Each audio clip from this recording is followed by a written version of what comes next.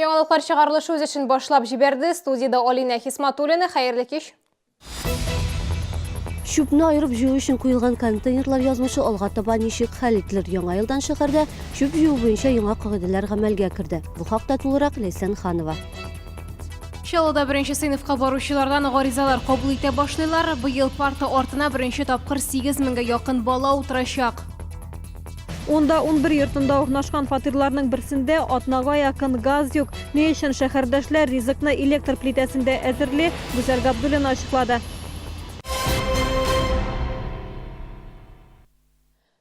Шүпне айырып җыю өчен куелган 100дән артык контейнер белән ни эшләргә? Яңа елдан гамәлгә кергән кагыйдәләр аркасында алар законсыз булып санала. Бу хакта калдыкларны эшкәртү белән шөгыльләнүче эшмәкәрләр чаң суга. Исегезгә төшерәмме, шүп җыю аны эшкәртү белән хәзер региональ оператор шөгыльләнә. Чаллы өчен ул Гринта компаниясе. Шәһәрдәшләр өчен бердәм тарифта билгеләнгән. Теманы Ләйсән Ханова дәвам итә. Рамил Бектимиров иптәшлек ширкәте рәисе. Бу ширкәткә керүчеләр инде 3 ел дәвамында шүпне айырып, махсус контейнерларга җыялар. Кешеләр моңа өйрәнде инде ди шәһәрдәш. Бу экология өчен дә файда, экономик яктан да яхшы. ТСЖда шүп җыйган өчен берничә тапкыр кимрәк түләгәннәр. Если до установки контейнеров для раздельного сбора мусора мы платили за вывоз 26 кубометров мусора, сейчас мы платим только за 8. В расчетках получают меньше, даже меньше установленного тарифа. То есть если брать количество жителей 100 человек и, соответственно, 3000 в месяц за вывоз мусора, это получается около 29-30 рублей на человека. А тот тариф, который установлен сейчас, он равняется 72 рублям. Шүпне айырып җыюга халык күнегә башлаган иде инде ди шәһәр советы депутаты Николай Атласов та.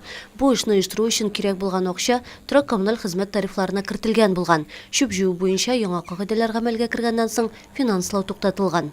Там были небольшие деньги, всего 24 копейки. Эти деньги получали управляющие компании, и они были в жилищном тарифе, и на этих денег хватало для того, чтобы пользовать, чтобы у нас эта система работала. Сейчас этих денег не стало, то есть все деньги отданы рекоператору. Вопрос провис, надо его решать. На бу контейнерларны шәһәр буенча 3 ел элек урнаштыра башладылар. Хәзер инде аларның саны 100дән дә артып китә. Ләкин яңа кагыйдәләр аларның язмышын билгесезлек алдында калдырды. Контейнерлар белән эш региональ оператор җаваплыгында каралмаган. Шәһәр программасын алга таба да дәвам итү өчен беренче чиратта шәһәр хакимияте белән региональ операторның уртак фикергә килүе кирәк дип белгечләр.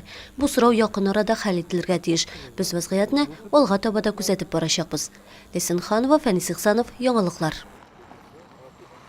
Чаллыда беренче класска керү өчен гаризалар кабул итү башлана. Быел 8 меңләп малай һәм кыз тәүге тапкыр мәктәп бусагасын атлап керәчәк. Белем бирү учреждениеләре гаризаларны Мәгариф идарәсе буйрыгы нигезендә кабул итә. Барлык кирәкле мәгълүмат Мәгариф учакларының рәсми сайтларында урнаштырылырга тиеш. Беренче класска кабул иткән вакытта бары тик әти-әниләрнең гаризасы һәм баланың туу турында таныклыгы нигезендә кабул ителә. Алар әзерлек төркемнәренә йөрергә мөмкиннәр яки йөрмәскә мөмкиннәр. Бернинди тест яки тикшерү алымнарысыз бары тик гариза нигезендә һәм урыннар булу-булмауга карап мәктәпләр беренче класска кабул итәләр.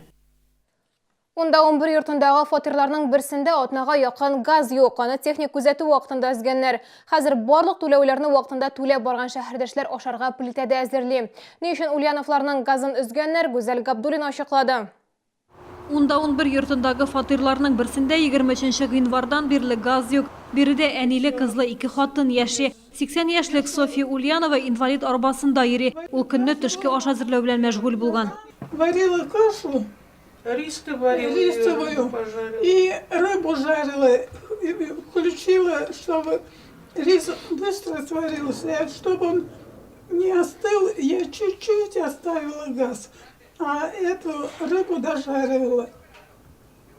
А потом, видимо, эта кастрюля-то тепленькая была, я не подумала, что там у меня это... Нәтиҗәдә газ чыгып яткан фатир хуҗалары моны сизмәгән. Бу вакытта йорт буенча газ белгечләре техник күзәтү уздырган. Алар фатирга килеп керү белән газ исен сизеп алган һәм кранны өзеп киткән. Первые 2 дня мы вообще сидели на бич-пакетах. Это вот лапша, растворимые макароны и чай. Это самое ужасное. Но нам обоим надо держать режим. У меня одной почки нету, плюс я ДТП. Стою на очереди на замену обоих суставов колен. Ульяновлар үзләренең гаебен инкар итми, әмма бу беренче һәм соңгы очрак диләр. Элек фатирда мондый хәл булмаган, күршеләр исә аларның фатирына газ бирүгә каршы. Андый кешенең газын да утын да алырга кирәк. Бит ул кешегә Куркынычмалар. конечно куркыныч. Ну, конечно, куркыныч, газ бит ул. Бездә юк. Газ бит ул. Газ бит. Как это без хәзер менә шул случайдан соң вообще мин стараюсь даже кызларга китәргә, кунарга. Газ хезмәткәрләре Ульяновларны инструктаж үтәргә үзләренә чакырган. Әмма хатын-кызлар икесе дә инвалид, өйдән чыга алмыйлар. Гаиләдә газ чыккан очракта кранны автомат рәвештә ябып куя торган җайланма да сатып алырга ризалар. Мондый очракта нәрсә эшләргә? Бу сорауны без Чаллы газ оешмасына хат аша юлладык. Вакыйгаларның үзгәрешен күзәтеп барачакбыз. Гүзәл Габдуллина, Фәнис Ихсанов, яңалыклар. Әгәр дә сезне берәр проблема борчыса, ки шатлыклы хәбәр җиткерәсегез килсә, безнең редакциянең кайнар элемтә телефонына шалтыратыгыз. 51-31-31 номеры тәүлек буена эшли. Кыска гудоктан хәбәрегезне калдырыгыз. Безнең хәбәрчеләребез сезнең белән элемтәгә кереп проблемагызны хәл итәргә булышыр. Шалтыраткач исемегезне һәм телефон номерыгызны калдырырга онытмагыз.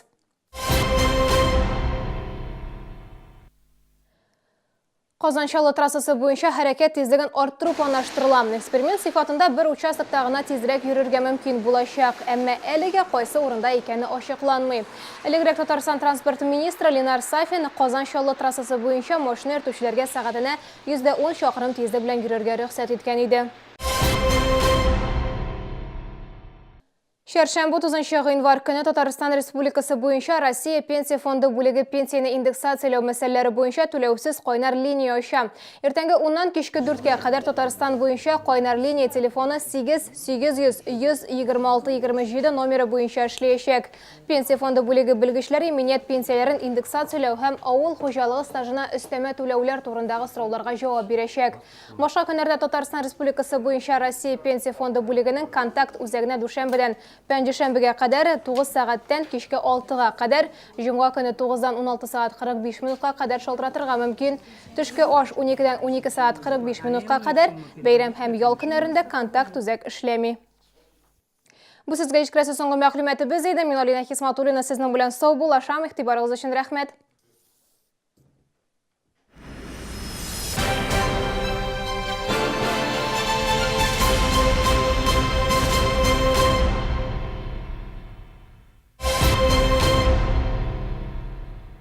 Красивые и теплые шубы от Кировской меховой фабрики. Шубы вашей мечты. С 28 по 31 января в ДК КамАЗ, город Набережные Челны.